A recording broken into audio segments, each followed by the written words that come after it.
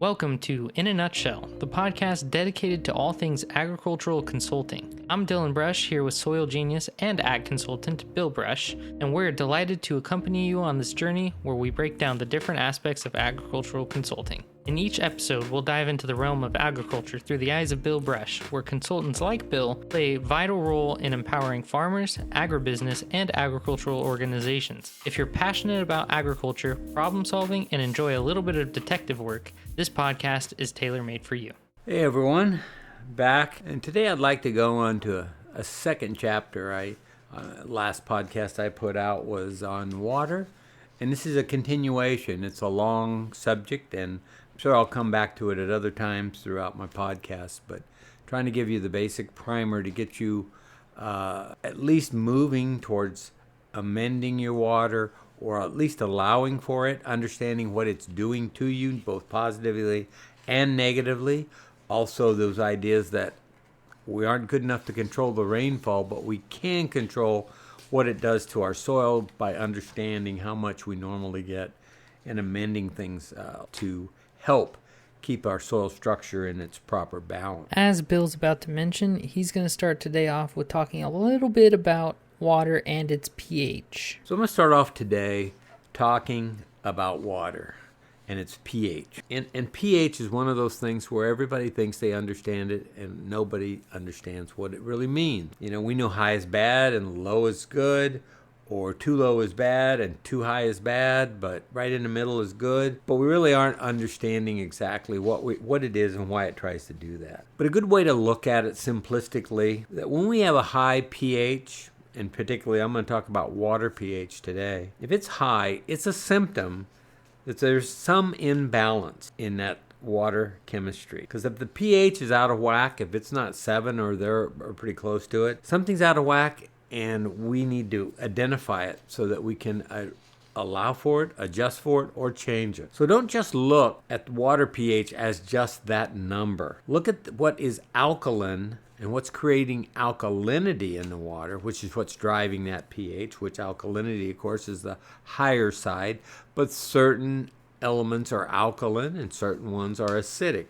And so we want to know what's driving it. And it gets back to, again, measuring things, understanding what's there, what's doing to my water. And then we need to look at water chemistry. And what do I need by water chemistry? Well, we talked about all that interaction of what's in that water, because almost all the water has mineralization of some kind. We talked about the really pure rainfall, but even in its own way, it becomes mineralized by dissolving cations and dragging them into that acidic environment so that it can basically get itself more balanced and more towards neutral, or even a little on the basic side. Because high water pH will raise your soil, and even more important, the soil solution pH. Why do I separate the two? Your soil pH is just a sum of where you are in terms of either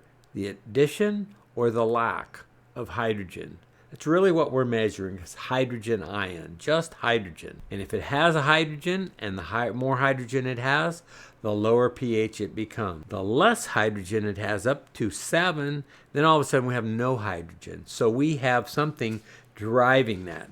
And when we put in irrigation water, we'll take a pH that's above 7.5 to 8, somewhere in there. All of a sudden, when you irrigate with that, your soil pH is going to be at those higher pHs. And there's a lot of charts that show you, and a lot of people, I'm sure if they've been farming for a period of time, they look at a chart and it has all the nutrients lined up on one side, and it gives you a graph of where nutrients like to be taken up at. And so if your pH is 7.5 or above, and you come across that line and your soil is 7.5, you'll see there's a spot where a lot of nutrients aren't taken up. And that water you're applying becomes the soil solution. And so therefore, our soil solution pH is high. We're not going to get a lot of the essential ones. One of the ones that comes to mind is most all the micronutrients, not all, but most of them like to be taken up on the acidic side.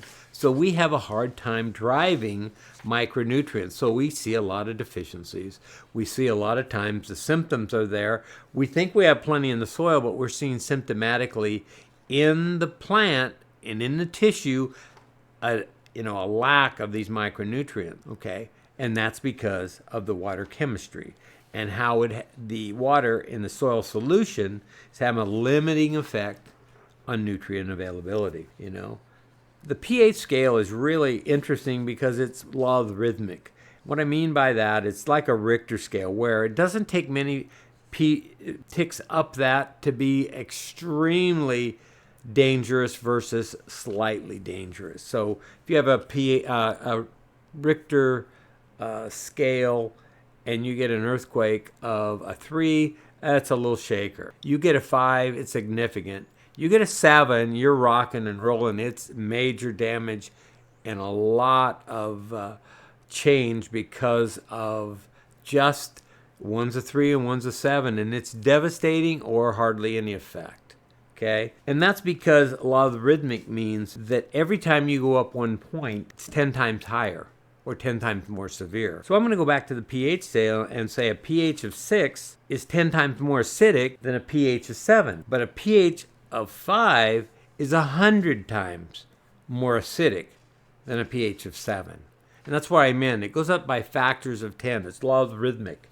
And the same as the other way. If I'm at 6 and I go to 8, I went from 10 times more acidic to 10 times more basic just by moving from 6 to 8. And that's a big jump, but it just gives you an idea of the effect it's going to have on your nutrient management. Because all we're really doing with pH is measuring the relative amount of hydrogen ions. I think I am repeating myself, but it's really important. Sometimes people have put on pH, little p, high H, or capital H, as the power of hydrogen, and they kind of put it in that regard because it is logarithmic. So if you look at pH and you see little p, big H, what you get is we call it the power of hydrogen. The hydrogen meaning like to the first power, to the second power, and what that is times 10. So if I have something to the first power and it's 1, to the second power would be 10, to the third power would be 100, to the next power would be 1,000. So every time that goes up 1, just like the pH scale, it's going up in terms of 10 at a time. And in the soil, really, this reaction or this pH is driven by the ionization of water. If you don't know any chemistry at all and say, I don't know a thing about chemistry, but I think everybody's heard of at least one chemical formula, and that's H2O, which is 2 atoms of hydrogen and 1 of oxygen. And that's really, we call it the ionization, which is pulling those ions apart, forming 1 hydrogen and 1 what we'll call, and I'm giving you a little chemistry, but not much, what we call hydroxyl, which is OH. Hydrogen positive, hydroxyl's negative. Hydroxyl will drive the alkalinity, hydrogen will drive the acidity. So the more hydroxyl we have, the more you're going to drive it more towards a basic or higher pH. The more hydrogen that we're introducing, it will drive it more towards the acidic side of the equation. Okay. We always just use pH to measure the acidity or the alkalinity, some will call it basicity, of a solution. In this case, the soil solution. Some examples of things that are very, very acidic and really low on the pH scale, things like battery acid, that we talk about the acid. Things like sulfuric acid can be down near 0. Stomach acid, things that we need to dissolve and break up a lot of things in our stomach are down in 1 to 3. Light acids like vinegar and soft drinks are down more like 3. And we just come back up and we get higher and higher. Normal rainfall can be as low as 5, 6, and there's a lot of places that if it gets much lower than that, you can have fish die. because they can't take these lower acidic conditions. Pure water is at or near 7. So very similar to where milk is. Our blood, it begins to be a little bit more basic. Our seawater is more basic. Why? Because it's got salt in it. Sodium chloride. Okay. Baking soda, something that we have all the time. It's at a pH of about 9, and then some of our phosphates. And then as we keep going up, things like magnesium, milk of magnesia, it's more like a 10. That's why we use it to neutralize stomach acid. Household ammonia can be upwards of 10 and 11 on the pH scale. Oven cleaners can be 13 or 14.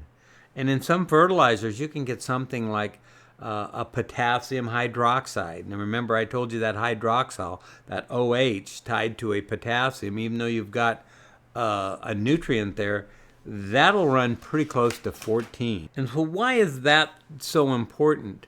Well, if you don't know where you want to go, it's really difficult to get there. And so when we want to get our pH moving towards the acidic side, because we look at these charts and we see where nutrients like to be taken up, like I said before.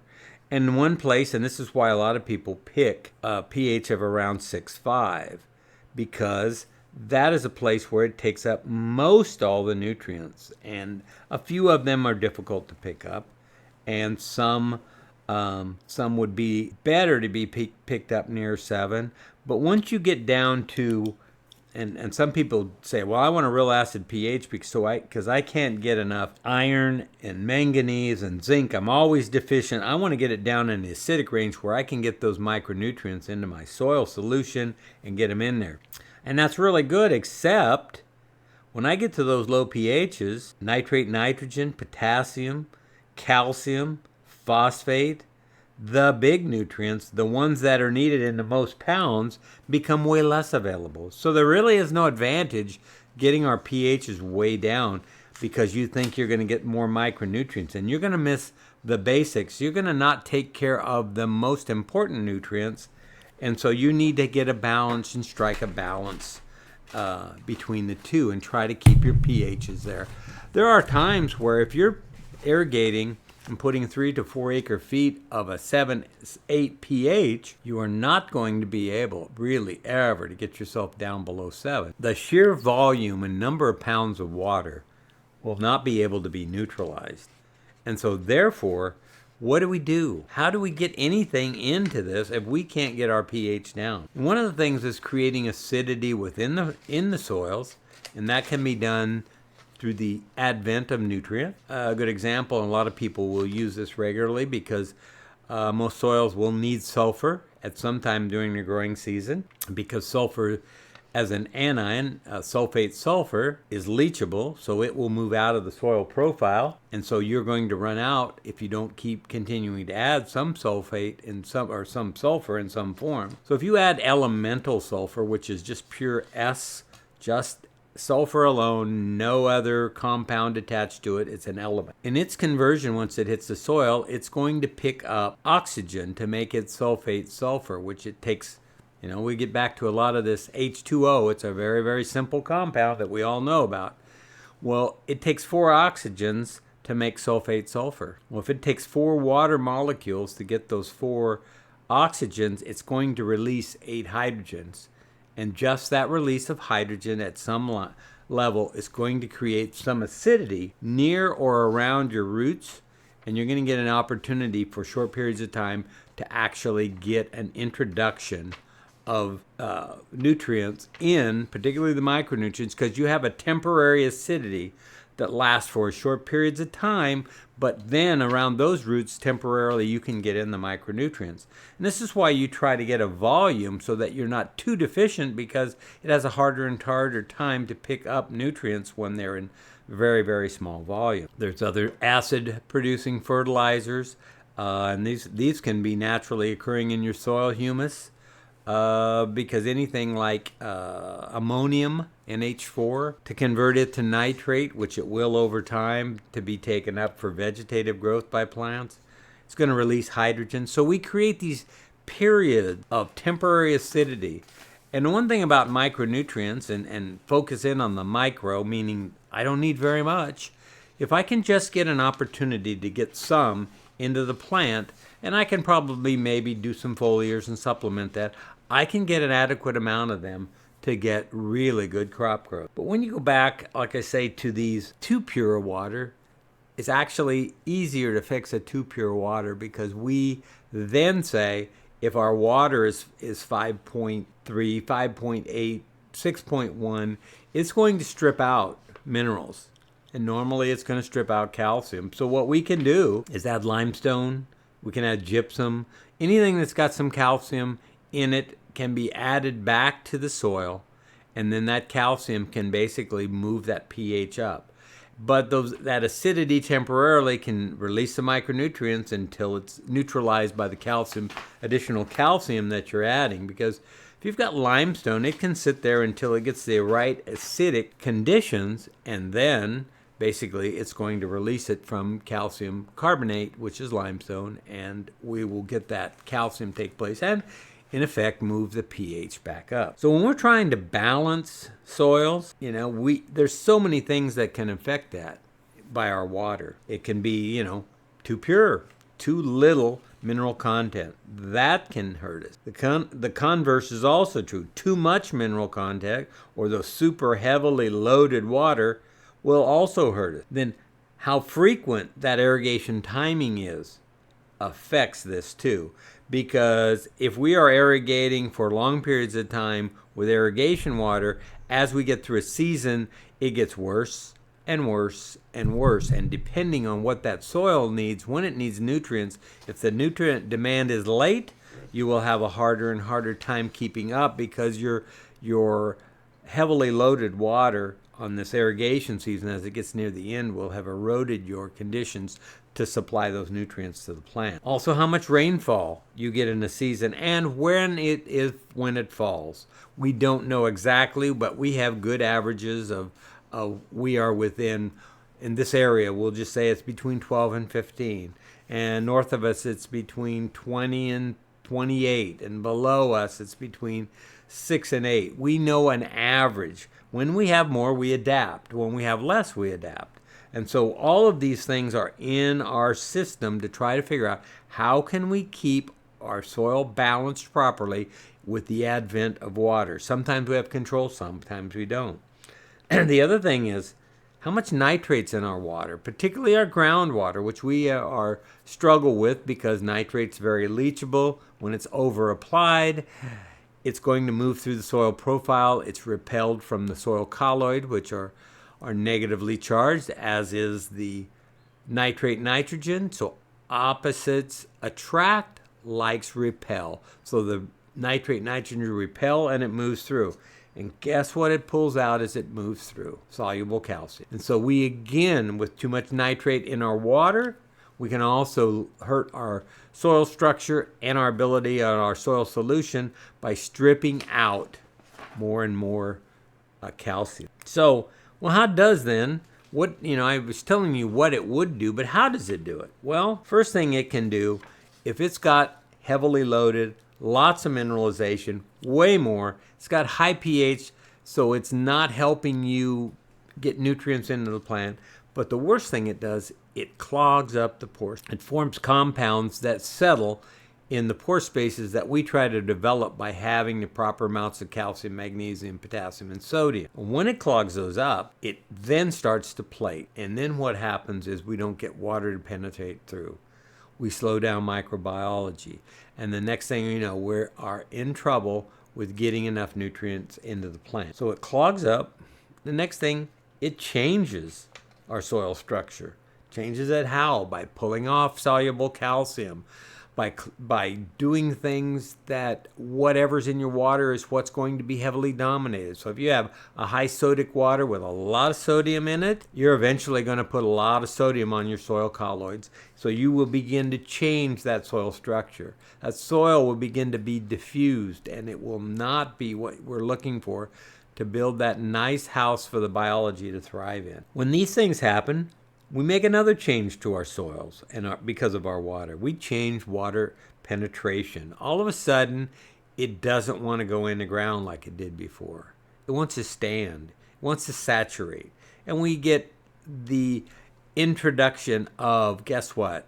Mold and fungi and bacteria that are detrimental, because now that's becoming more and more anaerobic, the absence of air, and those things come to the surface, and those water molds like a Phytophthora and others can then begin to damage your crop. So it changes your water penetration. And of course, with all of these, it's just because you've made a simple, very simple, by moving calcium off and moving sodium and magnesium on, but it's changing your soil chemistry. Then what's it in addition to changing and clogging up, and it reduces. And what's it reduce? It reduces the amount of nutrients that your plants can now take up. So you're going to be applying nutrients and not getting the value out of them.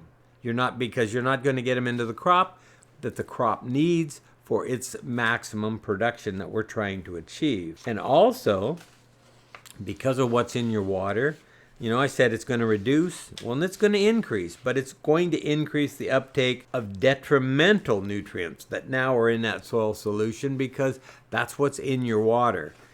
And so there isn't a lot of good things to come from all the things that I talked about. And yet, a lot of people just irrigate. They don't really look at what they're doing. And one of the reasons is that they try to look at all water as if it's all the same.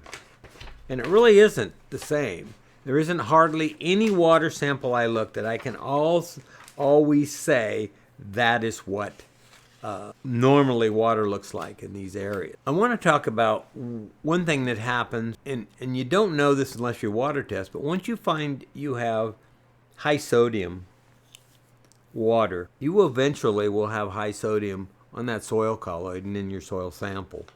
Unless you're really on top of how to get calcium onto your exchange capacity and keep it there by understanding how much I need to add and keep things moving through. So sodium is leachable as long as we can continue to get it to move through. But excessive sodium will cause your soil structure to collapse, which I talked about, and leads to poor water infiltration.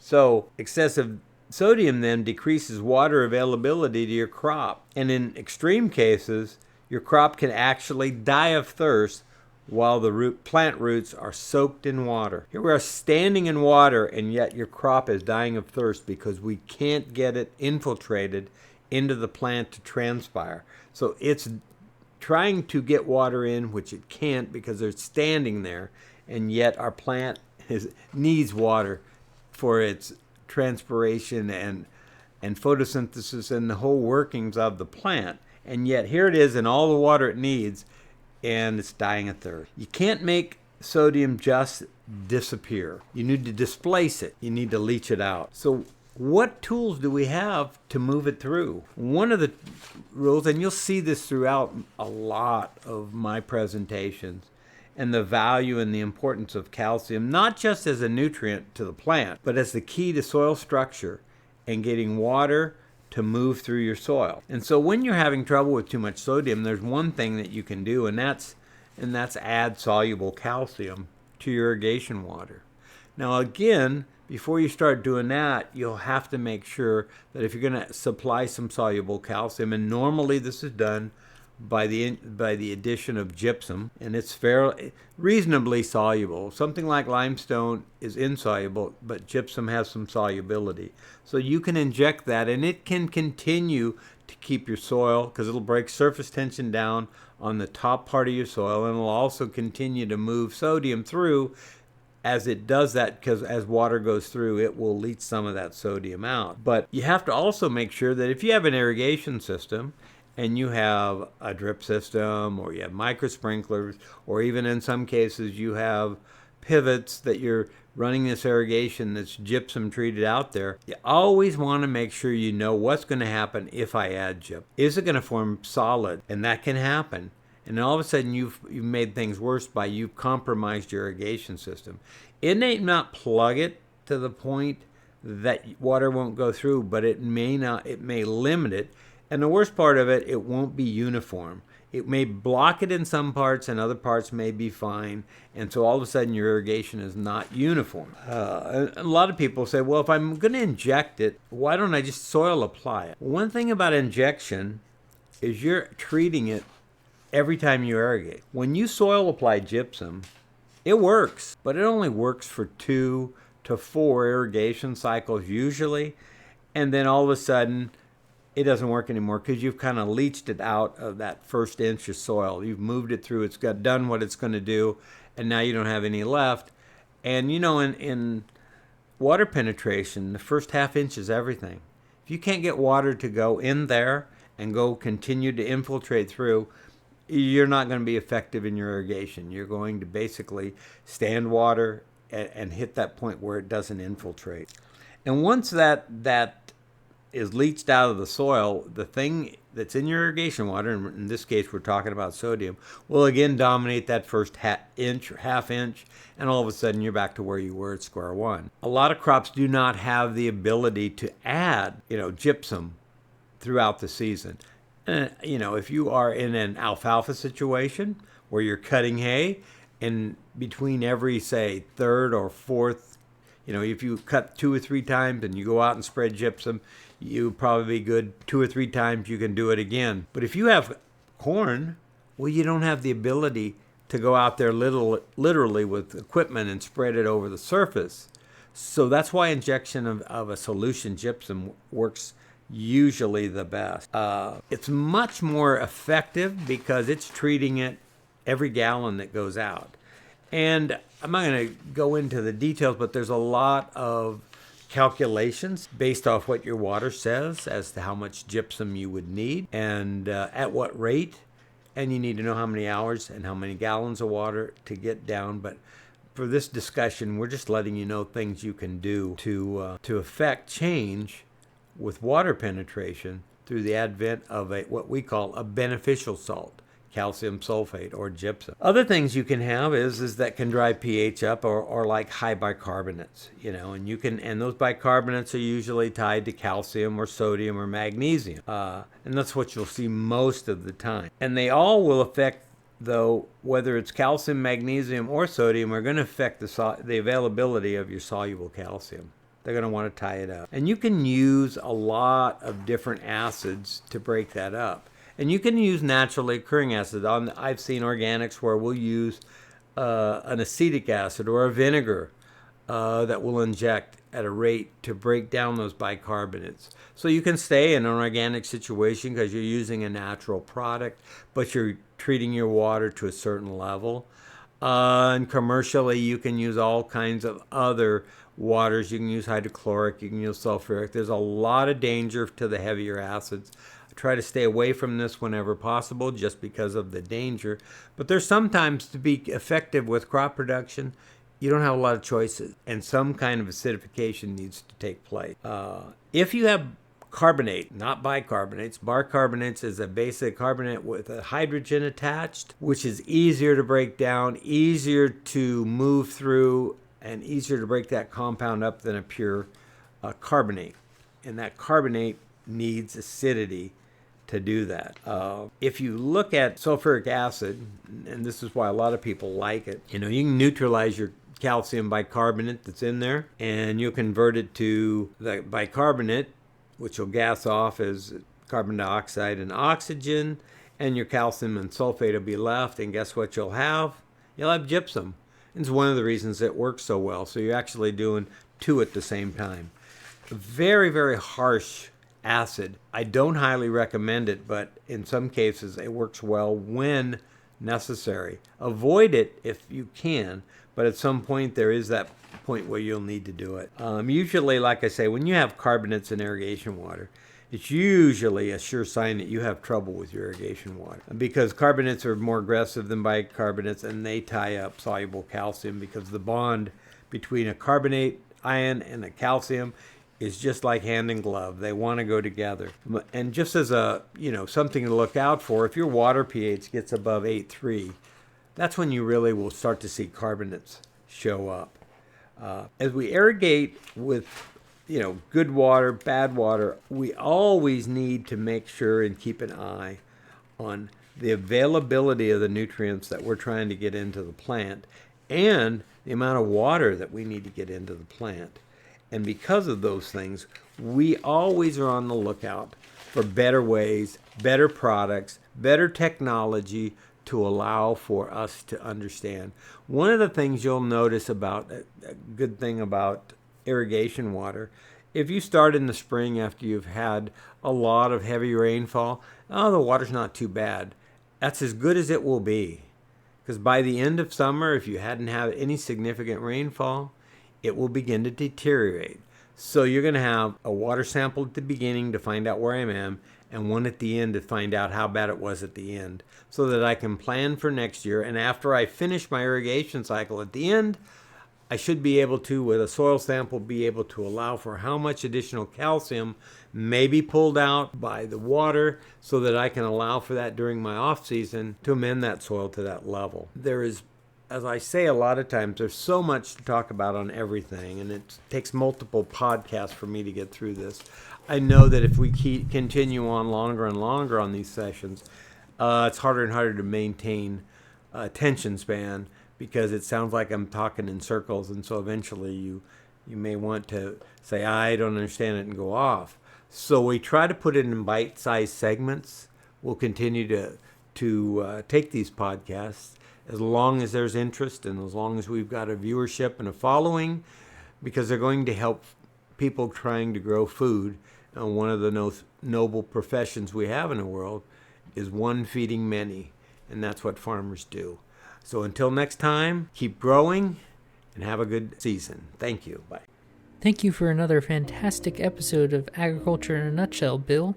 I'm sure that everyone enjoyed the conversation that you were having about water and its pH. Make sure to leave a like, comment, and subscribe, and always stay curious.